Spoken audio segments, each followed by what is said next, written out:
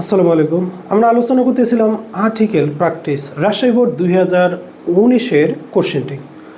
আমরা কোশ্চেনটা দেখব, দ্য ন্যাশনাল ফ্ল্যাগ রিপ্রেজেন্ট, জাতীয় পতাকা উপস্থাপন করে কি উপস্থাপন করে কি উপস্থাপন করে নির্দিষ্টভাবে কোন জিনিসটা উপস্থাপন করে?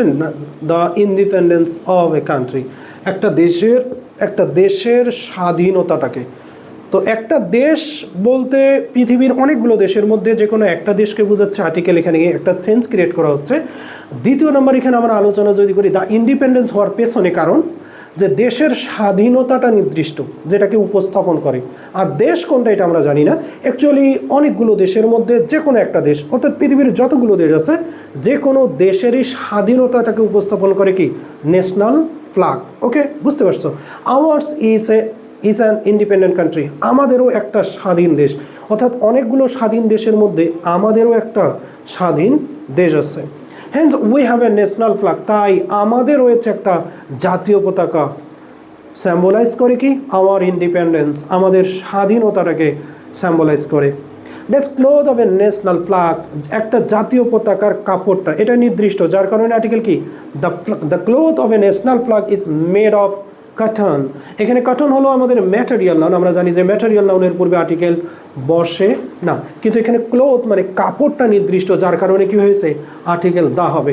The cloth of a national flag is made of cotton, silk or linen.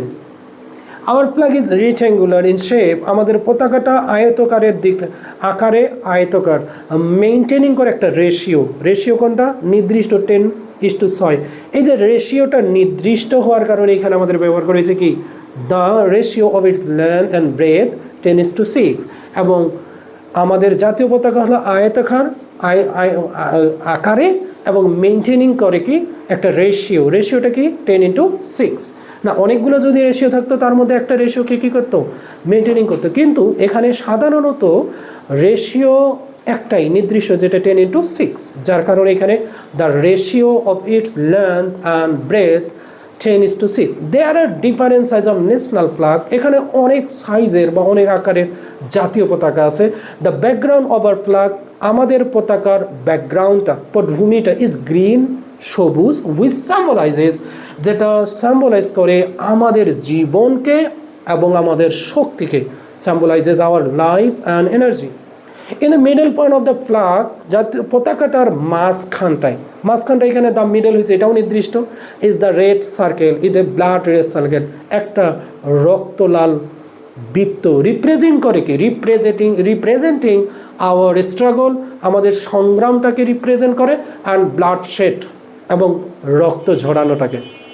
That's the red circle. তো আমরা এখানে যদি দেখি, প্রথমে আমরা ব্লাড রেড সার্কেল ব্যবহার করছি, এটা ফার্স্ট টাইমের কারণে article A by N. Second time হওয়ার কারণে কী হবে? The red circle also represent the heroic blood shade.